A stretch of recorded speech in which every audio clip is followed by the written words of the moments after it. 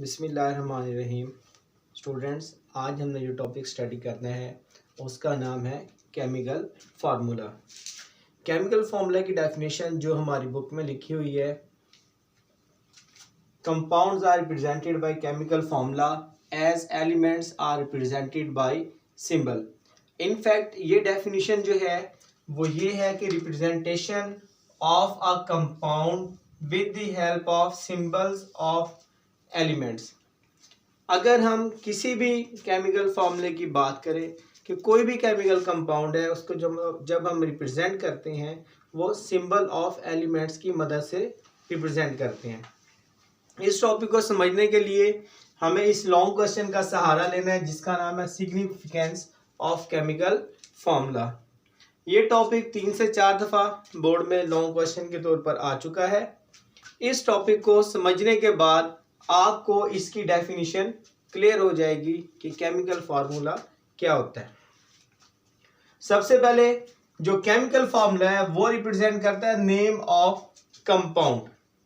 Name of compound mean for example sodium chloride,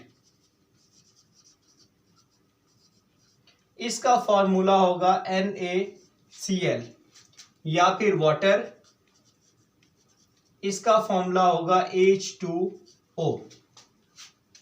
students, सबसे पहला जो पॉइंट जो केमिकल फार्मूला हमें बताता है वो ये कि उस कंपाउंड का नाम क्या है। दूसरे नंबर पर केमिकल फार्मूला ये भी रिप्रेजेंट करता है उस कंपाउंड में कौन कौन से एलिमेंट्स मौजूद हैं। अगर हम बात करें सोडियम क्लोराइड की, इसमें 2 एलिमेंट्स मौजूद हैं।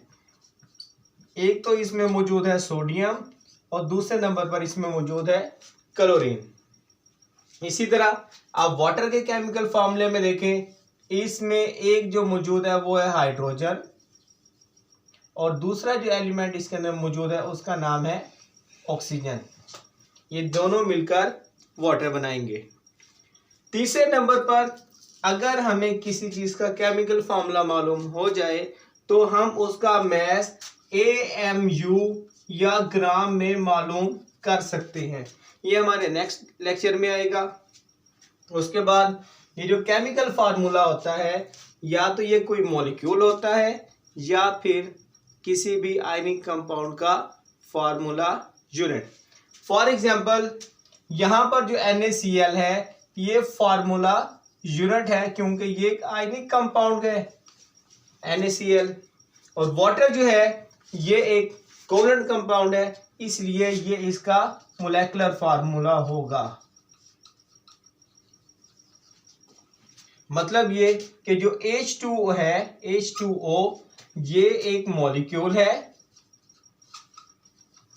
और जो NaCl है ये एक फार्मूला यूनिट है। और उसके बाद जब हम इसके लास्ट पॉइंट की बात करते हैं तो ये है 1 मोल। इनफैक्ट जब हम इसको किसी भी बैलेंस केमिकल इक्वेशन को रिप्रेजेंट करते हैं तो ये जो फार्मूला है जैसे H2O, तो ये इसका 1 मोल कहलाएगा इन बैलेंस केमिकल इक्वेशन।